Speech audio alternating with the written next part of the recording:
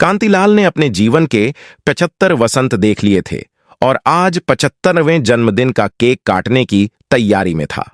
पिछले कई सालों से वह अपना जन्मदिन अपने बच्चों और पोते पोतियों के साथ साधारण तरीके से मनाते थे। बच्चे और पोते पोतियां घर पर आ जाते थे। इसके बाद दोपहर को विशेष व्यंजनों के साथ परिवार की दावत हो जाती थी। इसके बाद शाम को टीवी पर कोई फिल्म लग जाती थी और पूरा परिवार साथ में उस फिल्म का लुत्फ उठाता था। हालांकि इस जन्मदिन के लिए बच्चों ने कुछ अलग ही प्लान बनाया था। कांतिलाल से पोते पोतियों ने पास के पार्क में चलने की जिद की। इस पर कांतिलाल को थोड़ा सा शक हुआ, लेकिन वह बच्चों की खुशी के लिए चलने को तैयार हो गए। जब कांतिलाल अपनी पत्नी शीला के साथ पार्क के गेट पर पहुंचे, उन्हें सरप्राइज देने के लिए बच्चे वहां मौजूद थे।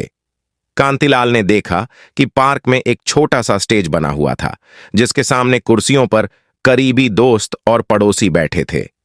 कांतिलाल ने हैरानी भरी नजरों से अपनी पत्नी की तरफ देखा। शीला शरारती अंदाज में मुस्कुराई। स्टेज की तरफ जाते हुए कांतिलाल को शीला के साथ हुई एक बातचीत याद आ गई। कांतिलाल ने एक दिन सुबह सुबह अपनी पत्नी को बोला कि विश्वास ही नहीं होता है कि हमारी शादी को 40 साल हो गए हैं, मानो कल की ही बात हो, जब हम एक दूसरे को डेट कर रहे थे और आज हम दादा दादी बन चुके हैं। शीला का हाथ अपने हाथों में लेते हुए कांतिलाल ने कहा था, शीला, हमने अपना जीवन बच्चों के लिए समर्पित कर दिया है। अब तक हम उनके लिए ही जिए हैं। आज वो सब अपने पैरों पर खड़े हैं और अपने जीवन में एक मुकाम पर हैं, तो अब हमें अपने लिए जीना चाहिए। पति के मुंह से ये बात सुनकर शीला खुशी से झूम उठी थी। शीला को संगीत रचना में रुचि थी और वह बच्चों के कारण अपने इस शौक को बहुत पीछे छोड़ चुकी थी। उस दिन से दोनों ने अपने शौक को आगे बढ़ाया। इस तरह से उन्होंने जीवन का सुख पाया।